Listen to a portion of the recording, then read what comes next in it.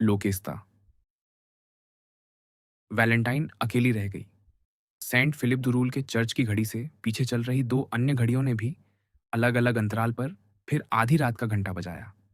फिर दूर से गुजरती कुछ गाड़ियों की हल्की आवाज को छोड़कर चारों ओर फिर से पूर्ण शांति छा गई।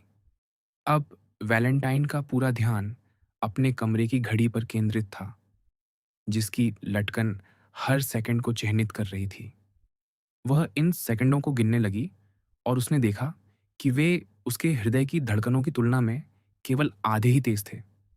फिर भी उसके मन में संदेह बना हुआ था। स्वयं निर्दोष होने के कारण वैलेंटाइन यह कल्पना भी नहीं कर सकती थी कि कोई उसे मारना चाहता है। क्यों? किस उद्देश्य से? उसने ऐसा कौन सा नुकसान पहुंचाया था जिससे कोई उसका शत्रु बन गया हो? उसे सो जाने का कोई भय नहीं था।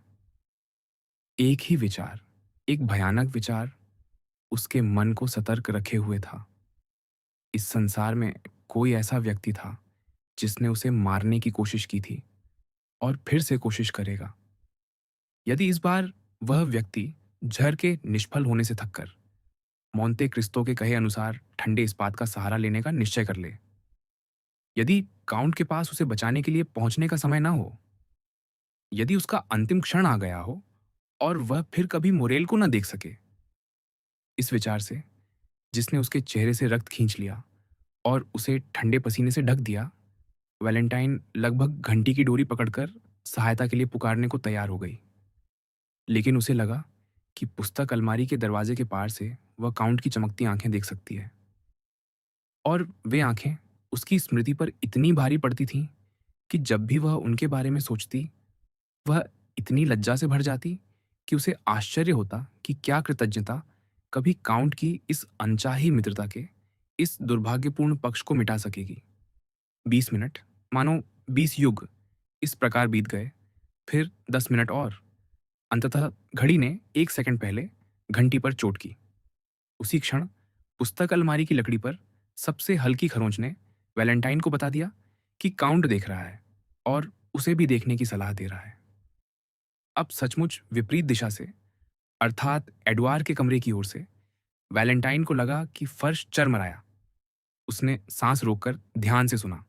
दरवाजे का हैंडल चरमराया और दरवाजा अपनी कुंडियों पर खुल गया। वैलेंटाइन अपनी कोहनी के सहारे उठ बैठी थी और केवल उतना ही समय मिला कि वह फिर से बिस्तर पर गिर पड़े और अपनी आंखें अपने हाथ के नीचे छिपा ले। फिर कांपते हुए, चिंतित, अवर्णनीय भय से जकड़े हृदय के साथ वह प्रतीक्षा करने लगी। कोई बिस्तर के पास आ रहा था और पर्दों को छू रहा था। वैलेंटाइन ने अपनी सारी शक्ति समेटी और वैसी नियमित सांसें लेने लगी जो निश्चिंत नींद का संकेत होती हैं। वैलेंटाइन! एक आवाज फुसफुसाई। युवती के हृदय की गहराइयों तक एक कंपी दौड़ गई, पर उसने उत्तर नहीं दिया। वैलेंटाइन! वही आवाज फिर बोली। मौन बना रहा। वैलेंटाइन ने वचन दिया था कि वह जागेगी नहीं। फिर कुछ भी नहीं हिला। एकमात्र ध्वनि जो वैलेंटाइन सुन सकती थी, वह लगभग असुनाई सी थी, एक तरल का उस गिलास में भरना जिसे वह अब भी अभी खाली कर चुकी थी। इस पर उसने अपने फैले हुए हाथ की आड़ में अपनी पलकों को थोड़ा सा खोलने का साहस किया। उसने एक स्त्री को सफेद वस्त्र में देखा, जो एक शीशी से तरल अपने गिलास में उंडेल रही थी। उस क्षण भर में वैलेंटाइन ने शायद सांस रोक ली या कोई हलचल कर दी, क्योंकि स्त्री चिंतित होकर रुक गई और यह देखने के लिए बिस्तर पर झुक गई कि क्या वह सचमुच सो रही है। वह विल्फोर की पत्नी थी। जब उसने अपनी सौतेली मां को पहचाना, तो वैलेंटाइन अपने भीतर उठे कंप को रोक न सकी, जिससे बिस्तर हिल गया। विल्फोर की पत्नी तुरंत दीवार के साथ खिसक गई और वहां बिस्तर के पर्दे की ओट में, मौन और सावधान, वह वैलेंटाइन की हर हरकत पर नजर रखने लगी। वैलेंटाइन को उसी क्षण मोंते क्रिस्तो के भयानक शब्द याद आए। जिस हाथ में शीशी नहीं थी, उसमें उसे एक लंबा, तेज चाकू चमकता हुआ दिखाई दिया। इसलिए अपनी पूरी इच्छा शक्ति समेटकर उसने अपनी आंखें बंद करने की कोशिश की। लेकिन हमारे सबसे भयावह इंद्रिय कार्य, आंखों को बंद करने का यह सामान्य सा काम उस क्षण लगभग असंभव हो गया, क्योंकि तीव्र जिज्ञासा उसकी पलकों को उठाकर सत्य देखने के लिए जोर लगा रही थी। फिर भी उस मौन से आश्वस्त होकर, जिसमें उसे फिर से वैलेंटाइन की नियमित सांसें सुनाई दे रही थीं, यह मानकर कि वह सो रही है, विलफोर की पत्नी ने फिर हाथ बढ़ाया और बिस्तर के सिरहाने की ओर खिसके पर्दों की आधी ओट में अपनी शीशी की सारी सामग्री वैलेंटाइन के गिलास में खाली कर दी। फिर वह चली गई, बिना किसी ऐसी आवाज के जिससे वैलेंटाइन को पता चलता कि वह अब वहां नहीं है। उसने केवल हाथ को गायब होते देखा। 25 वर्ष की एक स्त्री का ताजा, भरा पूरा हाथ, युवा और सुंदर, जो मृत्यु उंडेल रहा था। यह व्यक्त करना असंभव है कि उस 1.5 मिनट के दौरान, जब विलफोर की पत्नी उसके कमरे में थी, वैलेंटाइन ने क्या अनुभव किया। पुस्तक अलमारी पर नाखून की खरोंच ने युवती को उस जड़ता की अवस्था से जगाया जिसमें वह डूब गई थी और जो नींद की सुन्नता जैसी लगती थी। उसे सिर उठाने में कठिनाई हुई।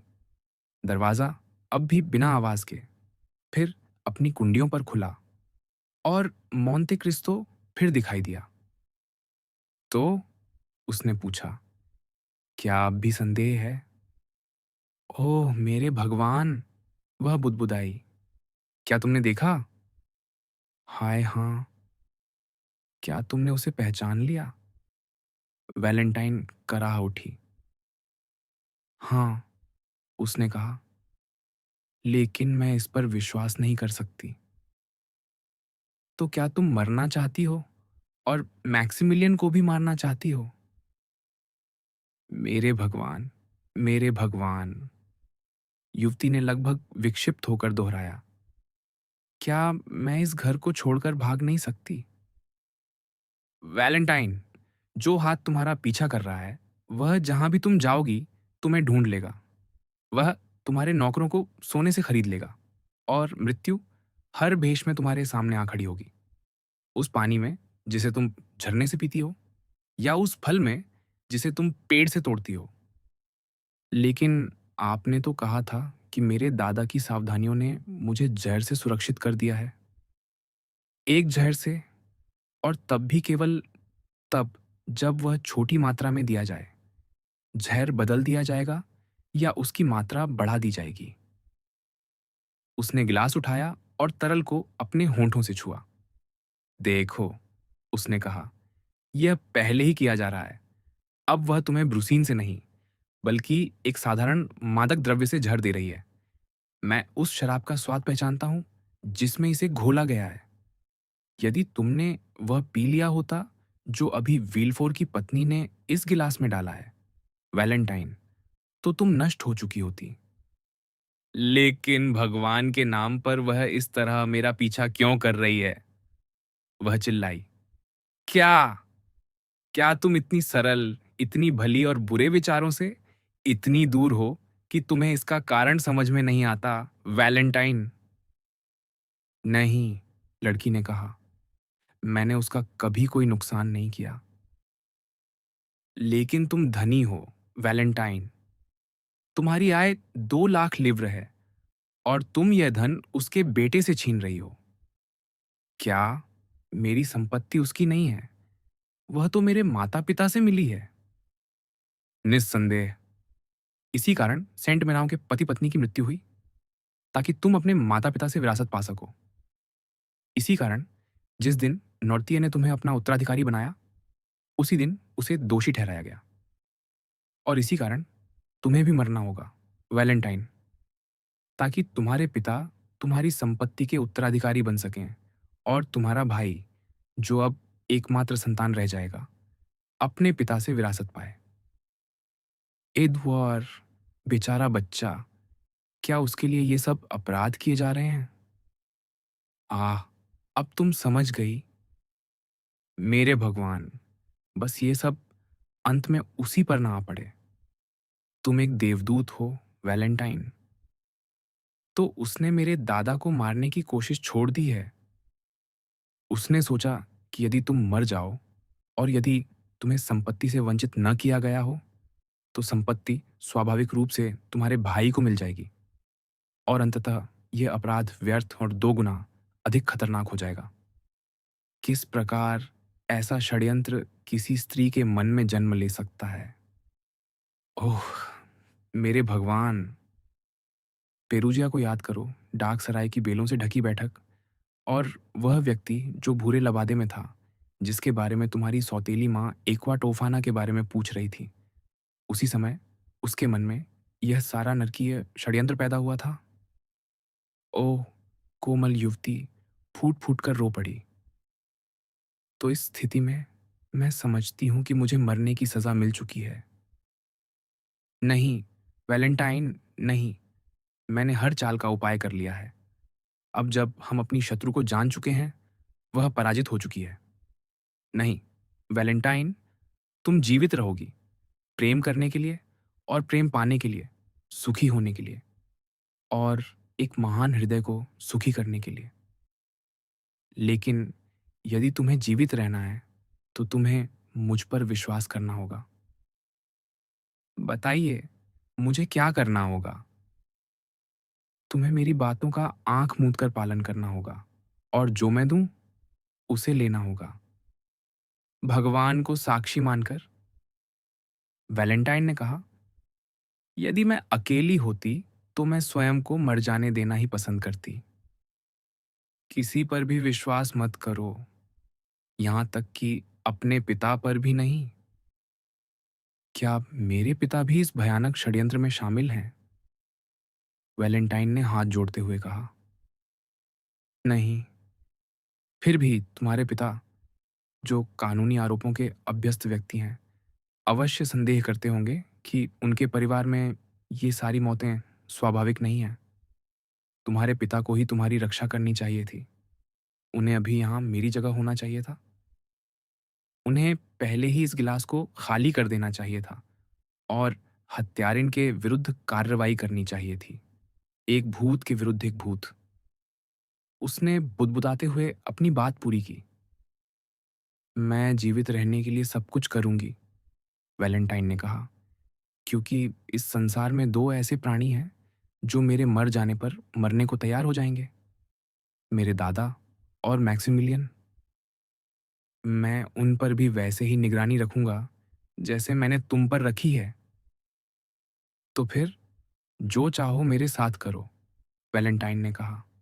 फिर धीरे से जोड़ दिया, ओह मेरे भगवान, मेरे भगवान, मेरा क्या होगा? जो भी हो, वैलेंटाइन, भय मत करना। यदि तुम्हें पीड़ा हो, यदि तुम्हारी दृष्टि, श्रवण या स्पर्श की चेतना चली जाए, तो मत डरना। यदि तुम जागो और तुम्हें पता ना हो कि तुम कहाँ हो, तब भी मत घबराना। भले ही जागने पर तुम्हें ऐसा लगे कि तुम किसी कब्र जैसी तहखाने में हो या किसी ताबूत में कीलों से जड़ी हुई हो। अपनी शक्ति समेटना और ये सोचना, इस क्षण एक मित्र, एक पिता, एक ऐसा व्यक्ति जो मेरी और मैक्सिमिलियन की खुशी चाहता है, मेरी रक्षा कर रहा है। हाय हाय, ये कितनी भयानक स्थिति है। लेकिन वैलेंटाइन, क्या तुम अपनी सौतेली माँ का भंडाफोड़ करना चाहोगी? मैं 100 बार मरना पसंद करूंगी। हाँ, मैं मरना ही पसंद करूंगी। तुम नहीं मरोगी और मुझसे वचन दो कि तुम्हारे साथ चाहे जो भी हो, तुम शिकायत नहीं करोगी और आशा बनाए रखोगी। मैं मैक्सिमिलियन के बारे में सोचूंगी। तुम मेरी प्रिय बच्ची हो, वैलेंटाइन। केवल मैं ही तुम्हें बचा सकता हूँ और मैं तुम्हें बचाऊंगा, वैलेंटाइन। भय की चरम अवस्था में, यह समझते हुए कि अब भगवान से शक्ति मांगने का समय आ गया है, अपने हाथ जोड़कर बैठ गई और प्रार्थना करने लगी। शब्दों का उलझा हुआ क्रम बुदबुदाती हुई और वह यह भी भूल गई कि उसके श्वेत कंधों पर उसके लंबे बालों के सिवा कोई आवरण नहीं था और उसकी रात की पोशाक की महीन लैस के नीचे उसका हृदय धड़कता हुआ दिखाई दे रहा था। काउंट ने धीरे से युवती के हाथ को छुआ, मखमली चादर को ऊपर खींचकर उसके गले तक ढक दिया और पितृसुलभ मुस्कान के साथ कहा, मेरी बच्ची, मेरे समर्पण पर वैसे ही विश्वास करो जैसे तुम भगवान की कृपा और मैक्सिमिलियन के प्रेम पर करती हो। वैलेंटाइन ने उसे कृतज्ञता से भरी दृष्टि से देखा और बच्चे की तरह आज्ञाकारी होकर बिस्तर में लेटी रही। काउंट ने अपनी कमरकोट से पन्ने की छोटी डिबिया निकाली, उसका सुनहरा ढक्कन उठाया और मटर के दाने जितनी एक छोटी गोली वैलेंटाइन के दाएं हाथ पर रख दी।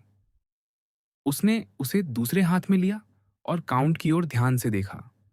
उसके निर्भीक रक्षक के चेहरे पर दिव्य गरिमा और शक्ति की झलक थी, जबकि वैलेंटाइन के चेहरे पर स्पष्ट रूप से एक प्रश्न था। हाँ, उसने कहा। वैलेंटाइन ने वह गोली अपने होठों तक ले जाकर निगल ली। अब विदा मेरी बच्ची, उसने कहा। मैं सोने की कोशिश करूंगा क्योंकि तुम बच गई हो। ऐसा ही कीजिए, वैलेंटाइन ने कहा। मेरे साथ चाहे जो भी हो, मैं वचन देती हूं कि मैं भयभीत नहीं होऊंगी। मोंते क्रिस्तो लंबे समय तक युवती को देखता रहा, जब तक कि वह धीरे धीरे सो नहीं गई, उस औषधि के प्रभाव से जिसे काउंट ने अभी उसे दिया था। फिर उसने गिलास उठाया, उसका 3/4 भाग चूल्हे में उंडेल दिया, ताकि ऐसा लगे कि वैलेंटाइन ने उसका कुछ हिस्सा पी लिया है, और उसे फिर से बिस्तर के पास रख दिया। अंत में वह पुस्तक अलमारी के पीछे वाले दरवाजे तक गया और वैलेंटाइन पर अंतिम दृष्टि डालने के बाद गायब हो गया, जो उस देवदूत की तरह निश्चिंत और निष्कपट नींद में सो रही थी, जो भगवान के चरणों में विश्राम करता है।